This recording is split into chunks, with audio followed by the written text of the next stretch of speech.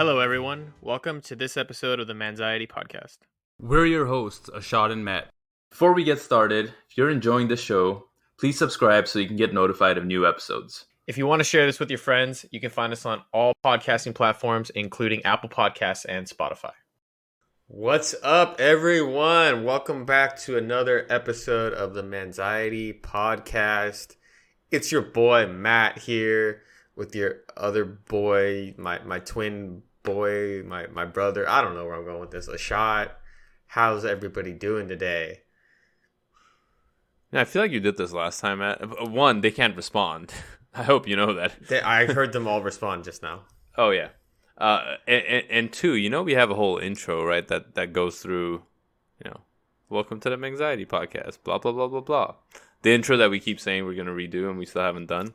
Here's the thing, right? Like, we recorded that when we were children. That was almost 2 years ago when we recorded that. That's true. Almost exactly 2 years ago, like, based on when the first episode dropped, right? I'm in a different decade of my life now. I don't think that's actually how it works. But what do you mean? I mean, technically, yes, sure.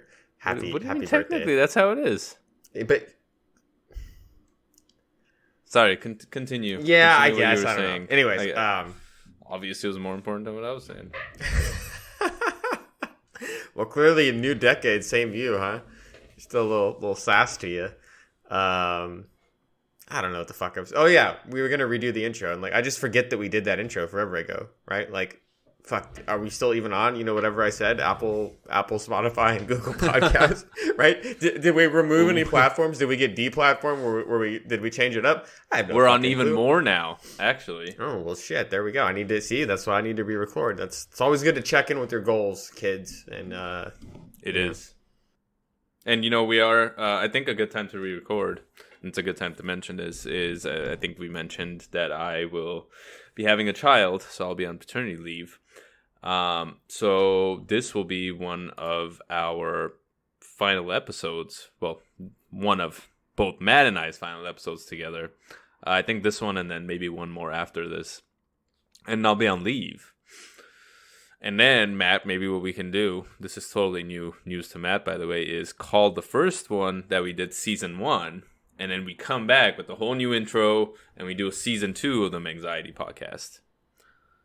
New intro, new song, new me, We'll actually record the song. We'll put your kids like baby noises on there so that they get royalties. Fuck, that's brilliant. I love how we're just spitballing live. That's what's up, everybody. That's how we do. Yeah, we're basically Twitch streamers now. We're doing this live. We're not even. We didn't even. Maybe we should change the platform to having live shows too. We could. Yeah, I think that would also be really cool as well. I'm kidding. I would not want to do that. Then what would I do for an hour and a half? I mean, you would just say you're working on the house. You would probably like go out into the house and you'd probably like get some nails and just hammer them into the wall. There's things you can do, buddy. Very true. Very true. Well, in honor of it being my birthday recently, I think I've mentioned this book called 100 Years before on the podcast, where this guy, again, went through different pieces of literature, found all of the common themes across ages, and kind of used a quote that best exemplified it. So in honor of becoming 30, I give you 30. And every decade has 2, so you guys get 2. At 30, a man steps out of the darkness and wasteland of preparation into active life. It is the time to show oneself, the time of fulfillment. And our next 30 quote, that one was from Joseph and His Brothers by Thomas Mann. Our next 30 quote is 30, the promise of a decade of loneliness. A thinning list of single men to know. A thinning briefcase of enthusiasm. Thinning hair. And that is from F. Scott Fitzgerald's The Great Gatsby. So it sounds like there's lots to look forward to in my 30s, guys. Apparently I'm going to step out of darkness and become active and get fulfilled, but also be lonely. No less single men and have less enthusiasm in thinning hair. And a briefcase. And a briefcase, yes. Yeah. Notice how nobody has briefcases anymore? It's just ridiculous. You know? Yeah. Now men carry purses. It's very weird. Do they? In some cases. Yeah, you haven't seen them? No. I just remember as a kid, like, I wanted a briefcase. I thought, like, when that's what you got, like, when you were an adult, like, when you're 18, like, here's a briefcase, son. And you're, like, kicked out of the house, and then, like, you live out of it in, like, college or something. Didn't happen. Just had a backpack. It still can. You want me to get you a briefcase for your next birthday and kick you out of your house? No to both of those things. Thank you. Definitely don't kick me out of my house. The briefcase is up to interpretation, maybe. I mean, I just want you to live your wildest fantasies. Well, then I think we need to stop recording if we're going to talk about wildest fantasies. Sorry, your dreams. I want to make your dreams come true, man. There we go. So how was your week? My week was pretty good overall. I've been having a string of good weeks. We talked a little bit about this when I was catching up, but it'll play into later's conversation a little bit, the topic, which everybody already knows, because again, it's on the episode title. I don't have to say what it is. But I got Invisalign because I was like, hey, I should, finally fix my teeth. Never had braces as a kid. I feel for every single person who's ever had braces or any type of tooth discomfort. I got one of them little hooks, which is in the back of my mouth to fix a crossbite. It's not fun. It hurts my tongue. It cuts up my tongue. I've had basically a week of no solid food. Now I'm back on solid food, and I could not be happier.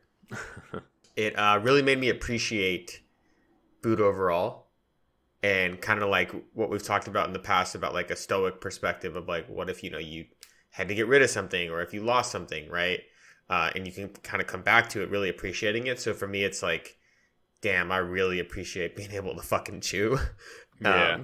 And eat solid food and not just be like, oh, there's more applesauce today. How many quarts of applesauce can you eat in a day? Because trust me, kids, it's not great. Because most of the foods that you can have that are not, that are like liquid foods are literally just sugar. So right. I was going through constant sugar spikes with like applesauce and freaking pudding cups. And I was trying to have like yogurt and protein shakes and stuff to like balance it out. But your boy was on a roller coaster. And every time I was dipping hard and like having that mid sugar crash, I was like, all right, just re-up it. Let's go. Let's keep it going until I can finally get some sleep. Yeah, I mean, did you, I forgot to ask you earlier, did you ask your dentist or orthodontist did you tell them that it's cutting your tongue? And if they can maybe shave it or smooth it out or something? I did tell them it's cutting my tongue. I called in the next day. I was pissed. Like, I'm usually a pretty somewhat happy person. And people at work notice it too because they're like, yeah, you're super low energy. What's going on? And I'm like, my mouth hurts. I can't talk. Just breathing kind of hurts because, because like I'm the type of person where... mouth breather. If something's in, yeah, that too. If something's in my mouth, I'll rub my tongue against it, right? Like I've a very curious tongue, I guess. Which, ooh, don't let the ladies hear that. Yeah, I was gonna say that sounds a little bit. That sounds more risque than I was trying to make it. But I have a curious tongue, so it's like, oh, what's this new thing? Oh, let's fucking poke it. Let's explore it. No, bitch, stop doing that. Like it just hurts. It hurts. But I did tell them. They were like, yeah, it's going to suck for the first week. I mean, it's gotten better, but it's not 100% yet. So it's one of those things where, much like pieces of life, right? Like it may suck going through it, but you may really appreciate the journey that you've gone through at the end. And that's what I'm fucking hoping for. Because let me tell you, in the middle of it, when things suck and like, oh, if you're going through hell, keep going. That's the only way to get through it. Yeah, but it sucks. Like, it's not fun. So yeah, I mean, I'm trying to look at it in a positive light, be more appreciative of, having not only the opportunity to get Invisalign and to have insurance and stuff like that, but also like, hey, I can have solid food now. So all those times my trainer was like, hey, you need to be eating more to put on like muscle and bulk up. I'm like, but I don't like eating that much. I can't smell. Now I'm like ravenous all the time. So, yeah, I think it's just good to have those moments of a little bit of discomfort that are necessary, that are hopefully productive, and I mean, I wouldn't say this is necessary, right? I'm I feel like this is more of a want, a cosmetic than a need. well But the but the piece that's cutting my tongue is to fix my bite because the teeth in the back are slightly misaligned.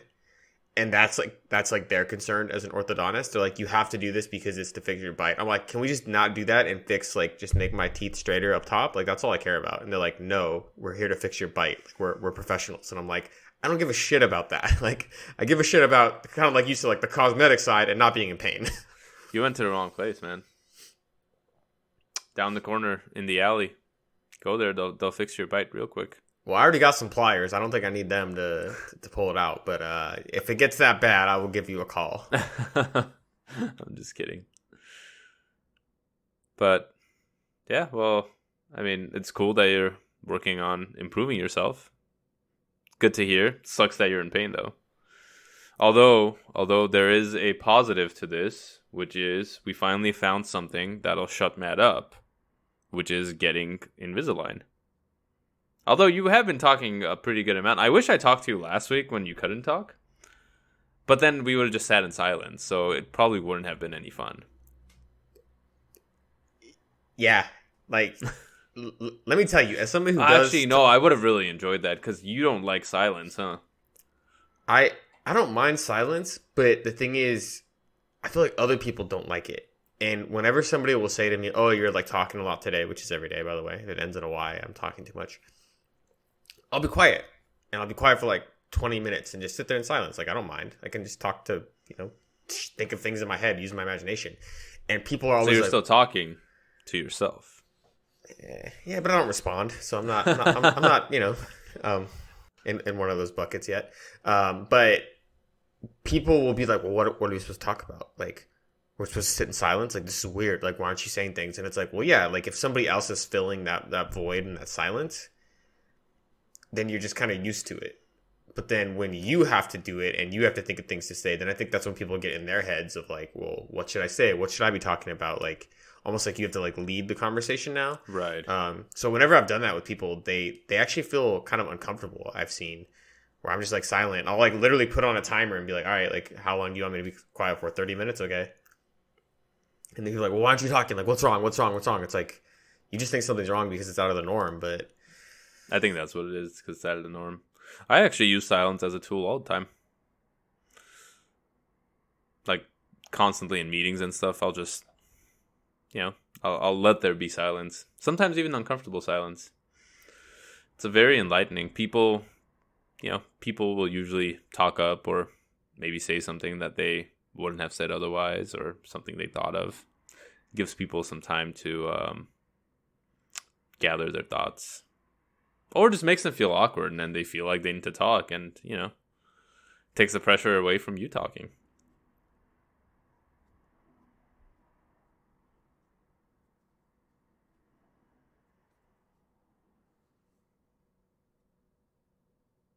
I would continue this, but we are recording and Matt was just trying to be silent on purpose. And our listeners may think that, the episode is messed up. we'll just play some elevator music in the edit. That would be funny. Yeah. What the fuck is going on? But anyways, that's enough about me and what's going on. What's going on with you? No housework this week. Well, we did have a baby shower in our backyard. Is Dobby a free elf? Is Dobby a free elf? No housework? No, we did have baby shower, so I was setting up and kind of taking down for that. So stuff like that, but no, nothing intense. You weren't camping? I wasn't camping? Yeah, you said nothing intense. Right, yeah, no, nothing. Yeah, I wasn't camping. Very funny. You're hilarious, man. Well, why am I making the dad jokes? You're the one who's about to be a father. I don't know. You tell me. Maybe there's a kid running around somewhere that you don't know about.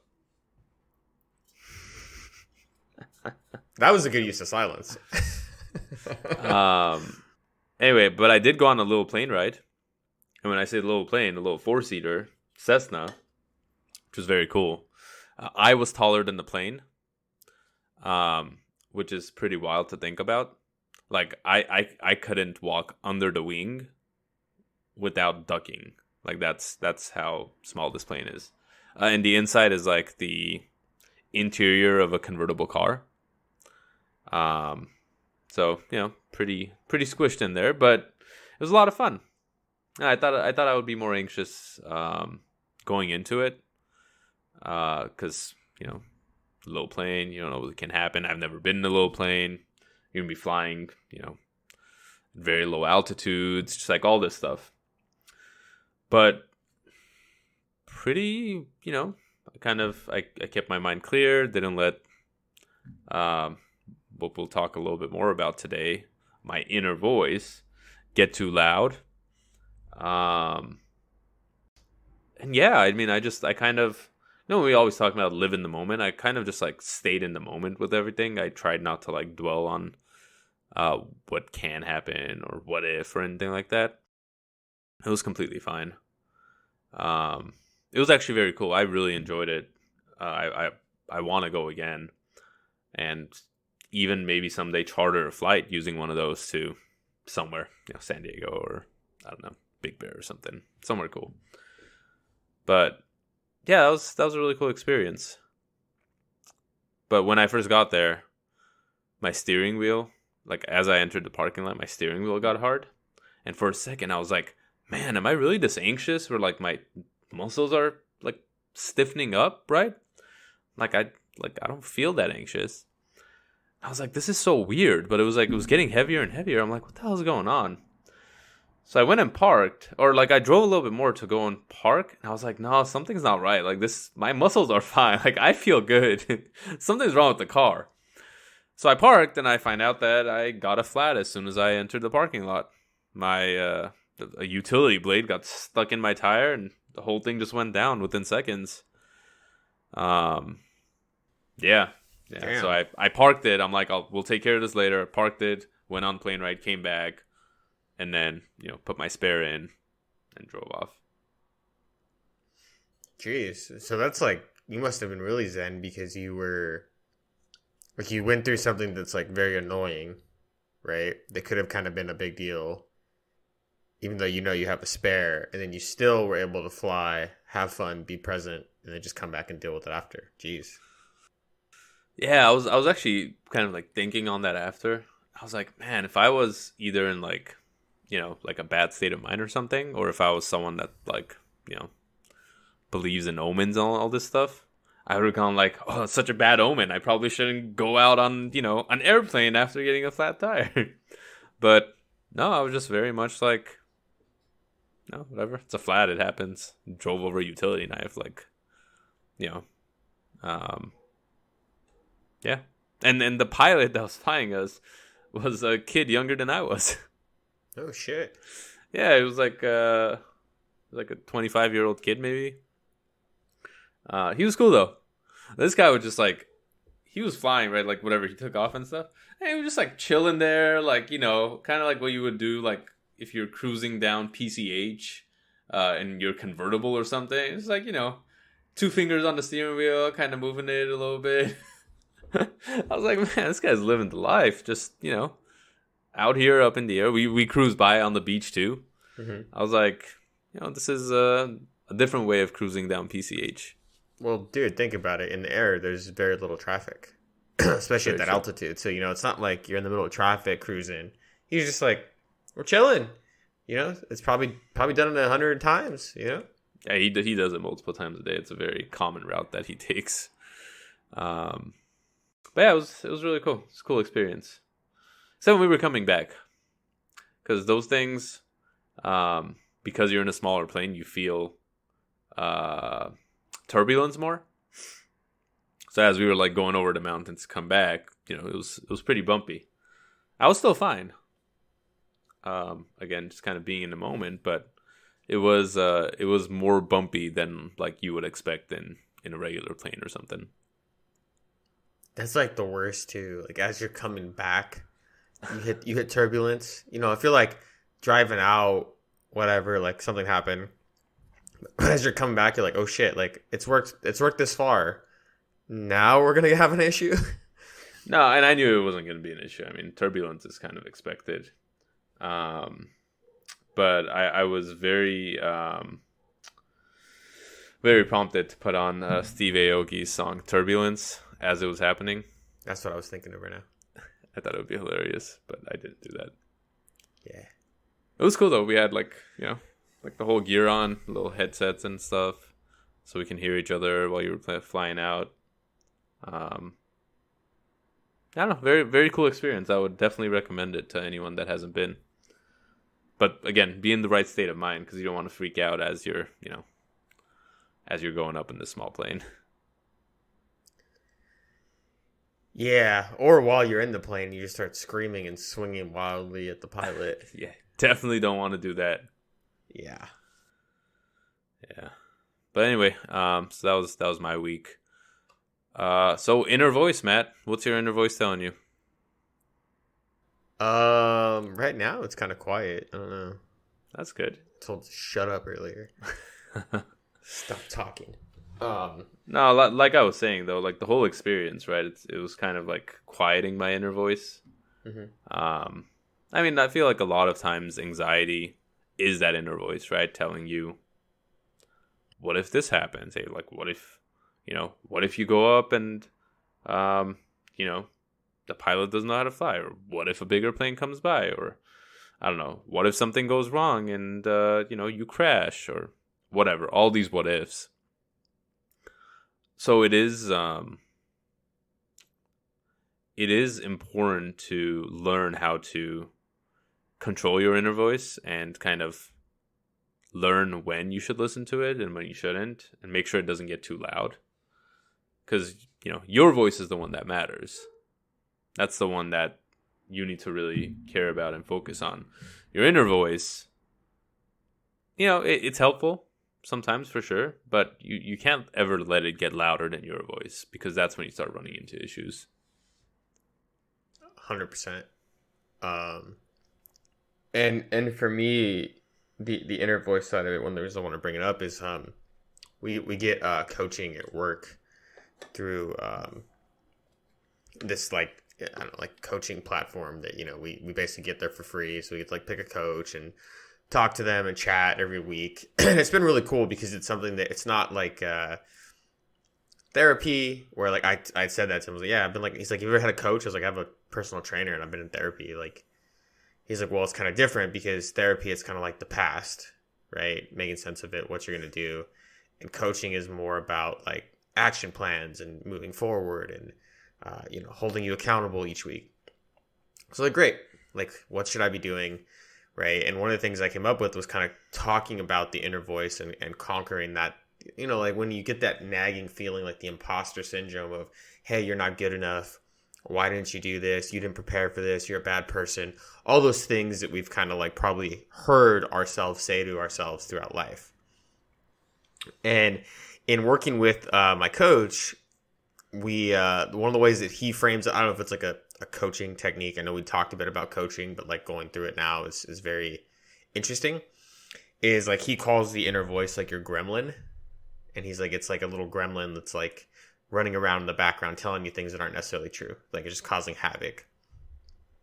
And I was like, oh, okay, that's kind of cool, right? And I was like, I kind of just want to like give my gremlin like a hug. And he's like, well, you're kind of getting ahead of yourself. Like that's, we'll get there. I was like, oh, okay. So like he explained what's going to happen. Basically, it's like you kind of like think about your inner voice. You kind of catch yourself before you start having those types of thoughts, right? And then if you kind of like name your gremlin, if you picture it, those types of things, right? It helps you identify it more closely when you're having those thoughts. And ultimately, the goal is to kind of like tell it to be quiet, but also like have it like picture it in your mind. And I told him, I said, for me, it kind of sounds like the inner voice, this like gremlin for a lot of people is probably them as a little kid. Like a situation you ran into where it's like, oh, like I'm not good enough. I didn't win that thing. The kids are making fun of me. Something like that, right? Something that you kind of like got stuck on that thought pattern really young. and it's like very deep, and your gremlin like just pops its head up every once in a while. Like I don't know, you're doing something, you're trying to eat, Whole Foods, and you can't because it hurts. And your gremlin's like, haha, you idiot! I told you. Why did you get Invisalign, you dumbass? Because you need it. Your teeth are crooked or whatever. And that like prompts a lot of anxiety as well, because now you're like, oh yeah, I guess I'm just not good enough, right? Other people can power through. Why can't I? But you don't see all the people that get to those points in that type of struggle, and they take a step back, or they take a break, or they quit. You don't see that. You just think, oh, those people are successful, right? Yeah. Like the social media age. So it's been really cool thinking about that and like getting ahead of it for those thoughts, because I was like working out, and in the middle of doing it, like couldn't finish one of the reps on the set. Like I couldn't get to what I wanted, right? And normally I'd be like, oh, you idiot, like why aren't you strong enough, blah blah blah. But I was just like, hey, like just have some self-compassion for myself. Like, I wouldn't say that to my friend. If that happened to my friend, I'd be like, hey, like you'll get him next time. Right. Like, did you eat enough today? Did you drink water? Maybe figure out the why behind it, and then address it that way, as opposed to addressing something in like that emotional space, which is like, there's no winning in you versus your voice. Because like, if your voice wants to get down on yourself, if it wants to beat you up, it knows better than anybody the things to pick on, because it's you. Yeah.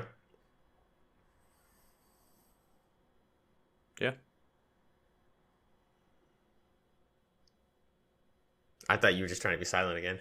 No, I was just, you were on a roll. I'm just letting you do your thing, man. That's what happens when I can speak instead of not being able to speak.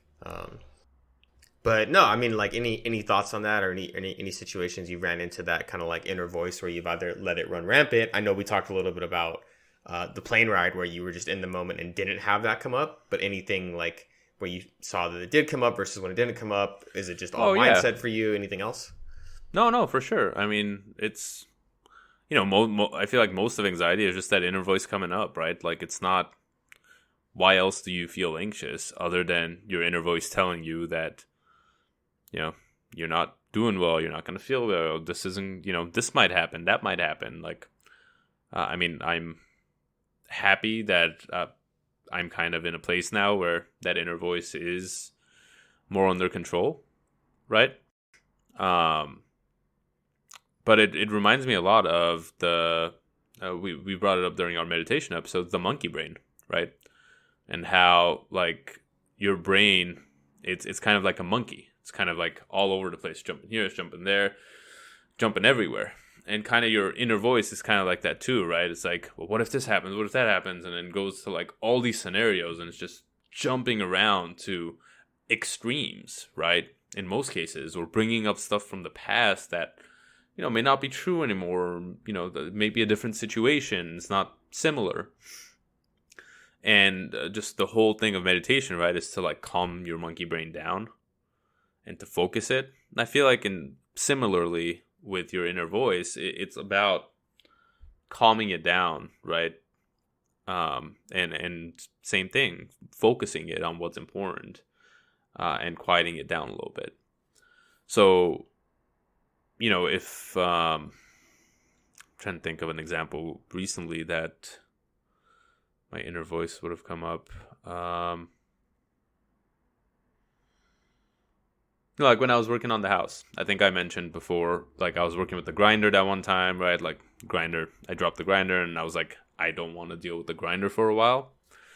I mean, that wasn't me like, I don't want to do it because like I had work to do with the grinder. That was my inner voice saying, hey, what if you do it and you drop it again and you cut a finger off? Or what if you drop it again and, falls on your foot? Or what if you, I don't know, it breaks and fucking flies into your eye? Whatever it is, right? It was my inner voice kind of saying all these things and like psyching me out almost. And in some cases, it's kind of like you have to talk yourself down, right? Like sometimes when you have a friend that's like, I feel like in college this would happen a lot, where like someone wanted to do something really stupid, like go and they're like, "Hey, let's go and steal a golf cart from the the student whatever, the community center or something," right? And, your friends who are hopefully more less drunk in most cases and think about it a little more would probably try to talk you down, right? And say, hey, like, maybe you shouldn't do that because if you get caught, you'll go to jail and or whatever. You'll get a ticket or whatever that may be. And, they try to calm you down. They're not strangling you. They're not holding you down. At least I hope they're not for something like that. I mean, if you were trying to do something much worse, maybe. But, they're like kind of like talking you through it and trying to like slowly talk you down. I feel like in some cases we forget that we have to do that with ourselves too, right? Like when our inner voice is telling us something like that, we have to kind of give it that counter argument, where it's like, in this case with the plane, right? Like and there were moments, right, where my inner voice was like, hey, like what if something goes wrong while you're up there? And I had to like kind of calm it down and go like, well, what if nothing goes wrong and I really enjoy it and want to do it again? It was like, well, what if, I don't know, the engine stops? And in some cases, right, I had done some research and, they're the safest planes, least number of accidents that can happen. Even if the engine stops, you can glide completely fine down to a landing. If you get into a roll, they're very good about self-correcting, and they'll correct themselves back to, parallel or whatever it's called. Like the plane does a barrel roll?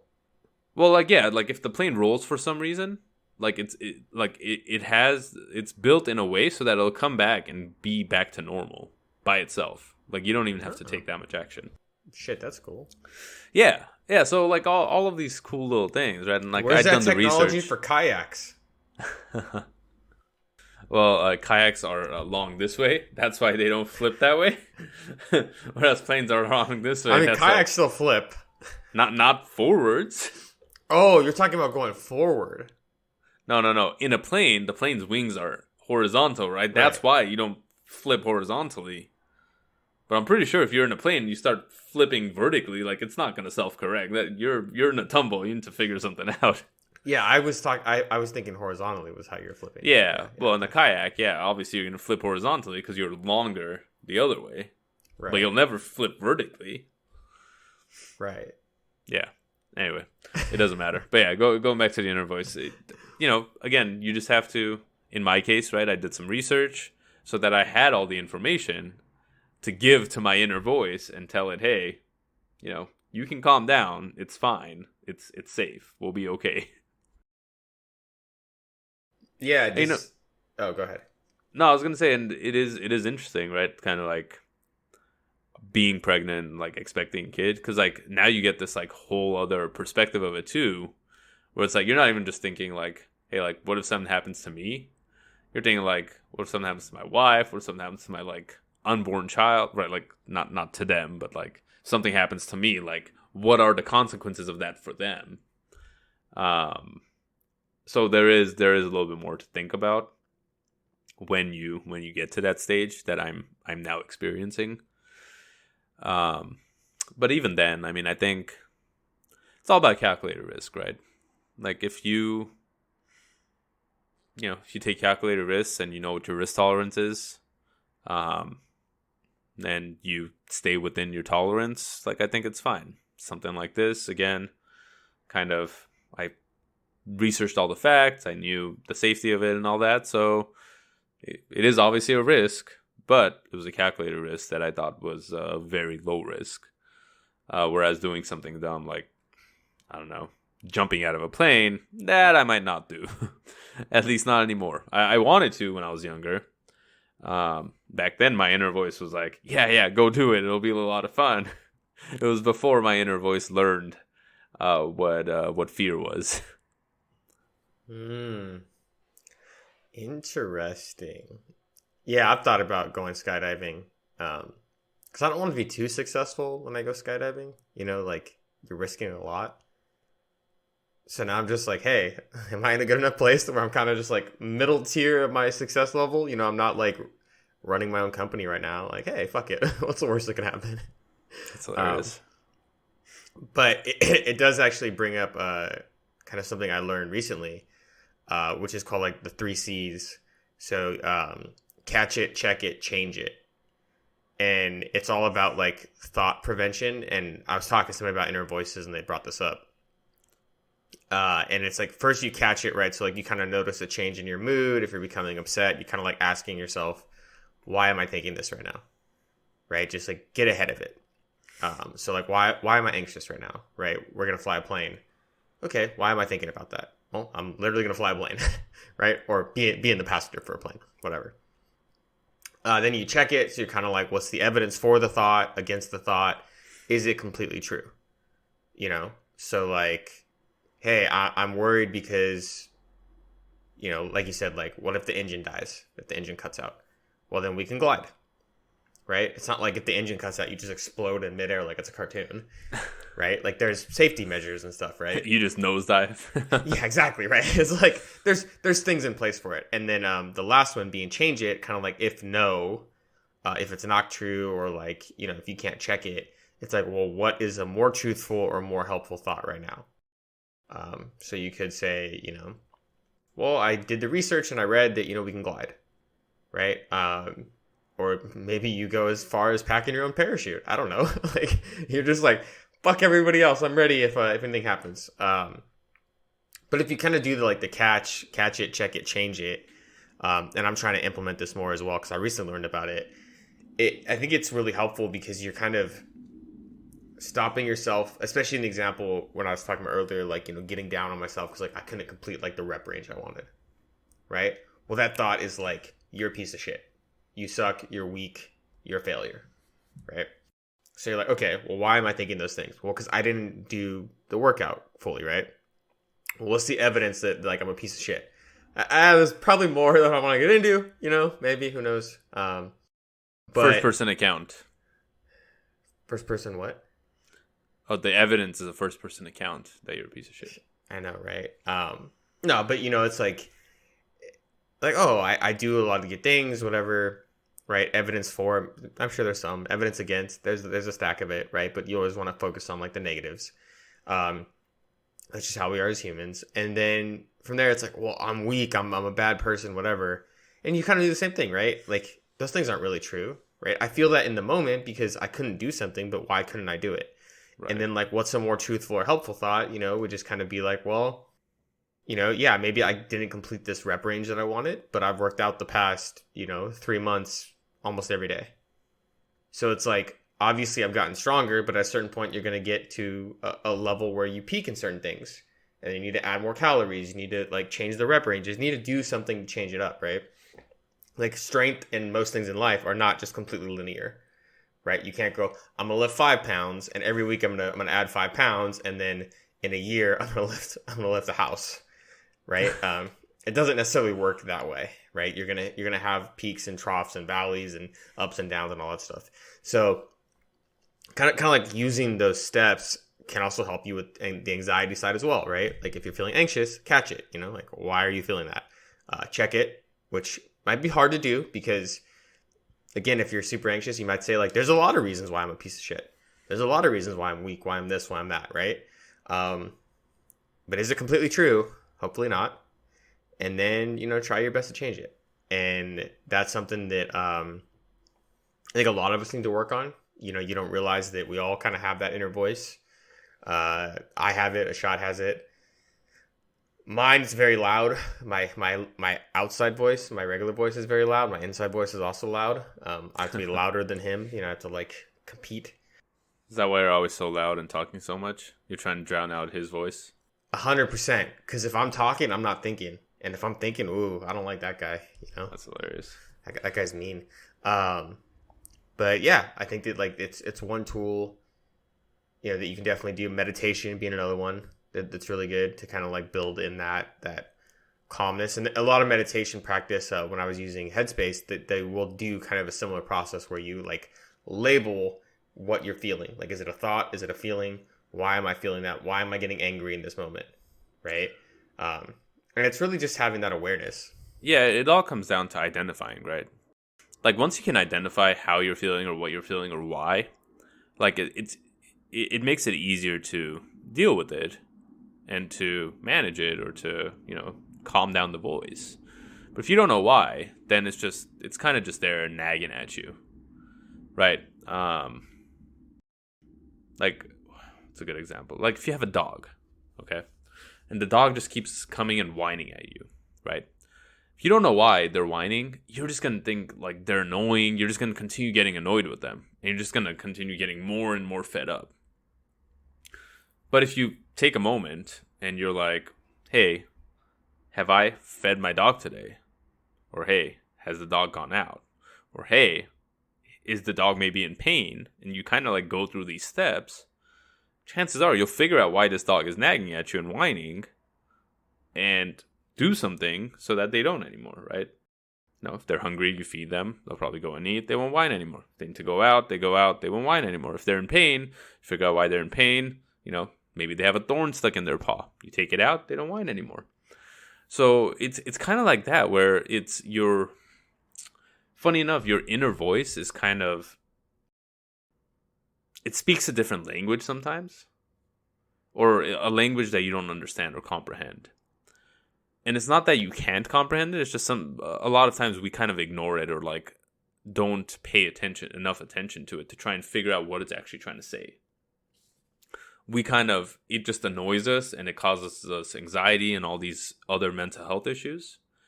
But we don't ever acknowledge it and like go and try to figure out exactly what it is, why it's nagging at us, why it's causing all these thoughts. But as soon as you take a moment, you're like, hey, like, why are you, why are you bothering me right now? And you're like, oh, it's because I'm going to get on a plane, or it's because I couldn't finish my set, or whatever it is. And why is that bothering you? Why are you nagging at me about this? And you kind of go down this why train of thought. Eventually you're going to get to the real reason, and then you can either, kind of talk it down, or you can, find a remedy or find a solution to it. Or in some cases, yeah, maybe it is true. Maybe it is supposed to be nagging at you, and maybe that inner voice is saying the right thing. If you're going and you're going to try to leap from one building to another, and your inner voice is like, hey, don't do that. And you're like, but why, inner voice? I really want to do this. It looks like a lot of fun. Your inner voice is like, dude, you can only jump like 1 foot up. That's like 10 feet across. You're going to die. You're like, hey, inner voice, you're right.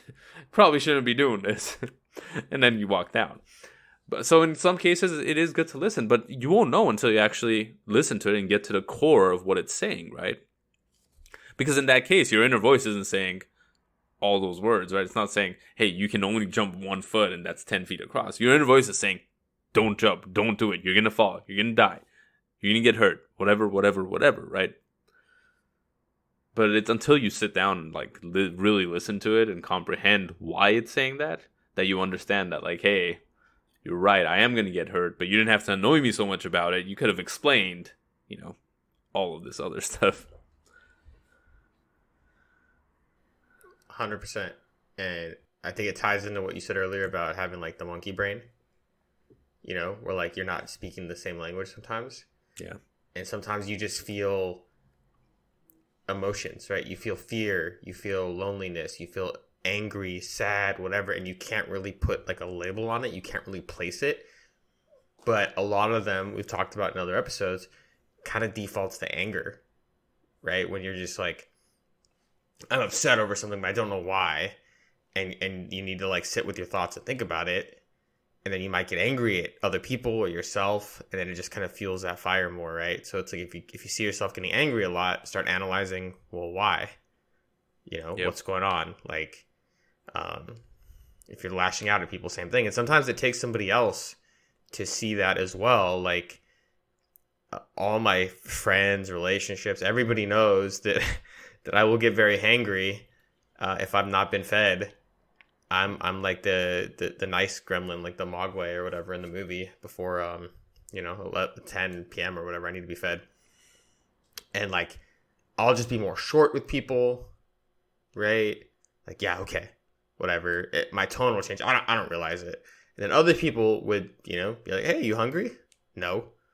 And then like, hey, we're gonna get some food. I feel like a little kid sometimes in those moments. But I've had ex-girlfriends that were like, "Hey, are you hungry, buddy?" And I'm like, "No, I'm fine." It's like, all right, well, we're gonna go get your favorite fast food here. I'm gonna get something. I'll be right back. I'm like, okay. And like I eat, and I'm like, "Oh my god, like how are you? What's going on?" Because sometimes you need other people to help you there too, right? So it's like, yeah. But if you can do it yourself, that's great. And now that I know that, I've known that for a while. I make sure I eat before I go to events, or like if I'm not going to be eating in a while, I'll bring snacks or whatever, right? To kind of like prepare for it, because I don't want to be a dick. And the worst kind of dick is when you're accidentally being a dick because you don't even know you're doing it. If you're being a dick on purpose, you should apologize. Excuse me, you should apologize. But if you're accidentally being one, it's tough. I didn't know I was doing it. I didn't know I was having a short tone of voice with people. That's true. I mean, it took me a long time to realize all that too. Andrea also usually knows when I'm hungry, because I will do the same. I'll get very hangry, and she's like, "Hey, have you had your breakfast yet, or your lunch yet? Isn't it breakfast or lunchtime?" She's better about it now, though. Well, I mean, she's just like, "Oh yeah, let's talk about this later," or she's like, "Yeah, let's talk about this after you eat." She's figured it out. There you go. Well, you also fast still, right? You do intermittent fasting until lunch, yeah. So that sometimes could play a role too. Like if you hadn't had enough food the day before or something, and you're like, in the middle of it. It's not until lunch, Matt. It's until breakfast. I thought you were not eating until lunch. It's until breakfast, because breakfast is when you break your fast. So yes, I don't eat until 12. But at 12 o'clock, I break my fast. I'm going to slap you when I see which you. is breakfast. Actually, I'm kidding. I'm not in any way proposing physical violence or whatever. He's lying. Yes. Anyways, yes. When you break your fast, that is true. That's why it's called breakfast. So your lunch is really breakfast. I break my fast at 12. I break my fast. I have breakfast at 12. But yeah, so usually if it's getting around that time. Oh, in the beginning it was more because my body was getting used to it. Now it's a little bit better. It really depends, though. If the night before I haven't had enough food for dinner, the next day, obviously, I'll be more hangry around that time. But if I've had a normal dinner, I'm usually fine until... I've gone until like 2-3 o'clock before without eating anything, just because I had stuff going on. But yeah. Yeah. And it's just about knowing yourself, knowing others, right? When you see somebody in those situations, helping them, help them get through it, There's only one race. That's the human race. I heard that from a street performer like 15 years ago, and it just stuck with me forever. I don't think he created it, certainly. I think it's probably in a book, but I just was like, damn, man, that was so good. If only I actually had $1 to give you. It's hilarious. But, yeah, I mean, again, kind of to wrap it up, listen to your inner voice. Don't let it, lead you. Lead it. Recognize it. Right. And really have a better relationship with it. I think that's what it comes down to. You don't have to hate it. You don't have to love it, but you need to realize that it's there. And you just need to figure out when it's giving you sound advice and when it's not. Thank you all again for listening in this week. Stay safe, stay healthy, and we'll talk to you guys again next week.